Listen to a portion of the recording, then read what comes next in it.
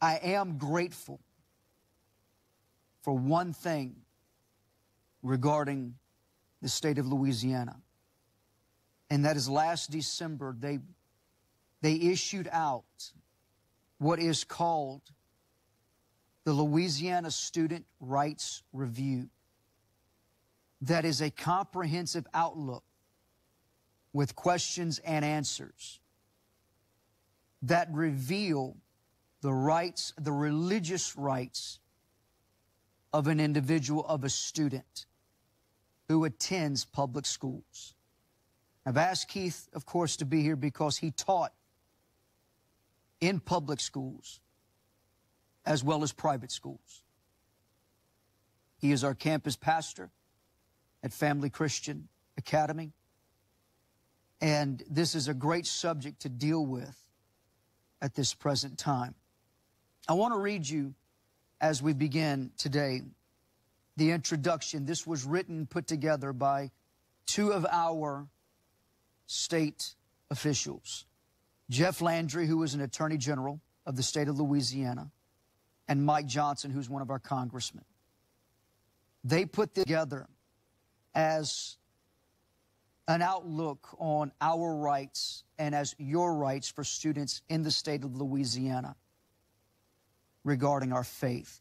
It starts off with this introduction. For almost a century, the United States Supreme Court has repeatedly affirmed that neither students nor teachers shed their constitutional rights to freedom of speech or expression at the schoolhouse gate.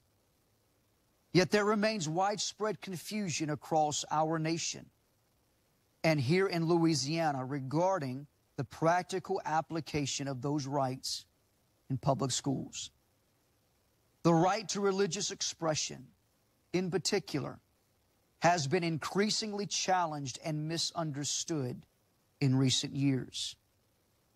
And many people have been led to believe that our elementary and secondary schools must be religion-free zones. They would continue to the contrary. Both federal and state laws specifically protect religious freedom rights in public schools.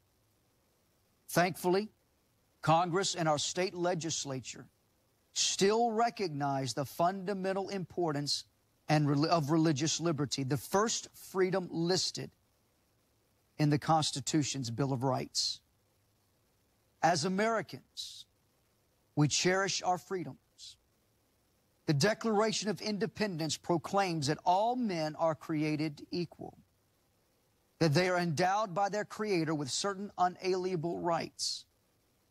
And the First Amendment to the United States Constitution protects these liberties by providing in part that Congress shall make no law respecting an establishment of religion, or prohibiting the free exercise thereof, or abridging the freedom of speech.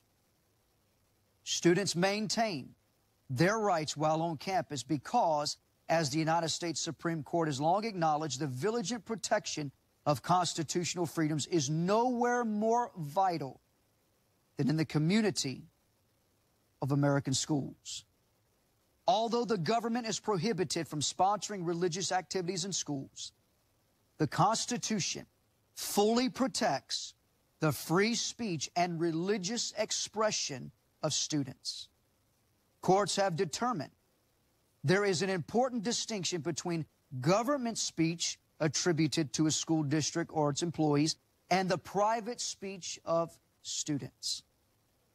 Unlike the government, students may share and promote their religious beliefs and freely live out their faith. Public schools are required to reasonably accommodate the religious beliefs and practices of students. And school officials are prohibited from showing any degree of hostility towards religious viewpoints. Instead, the law requires a school district to remain neutral with regard to religion.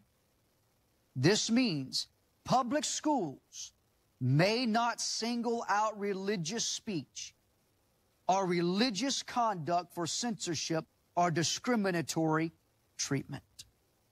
Now, we're going to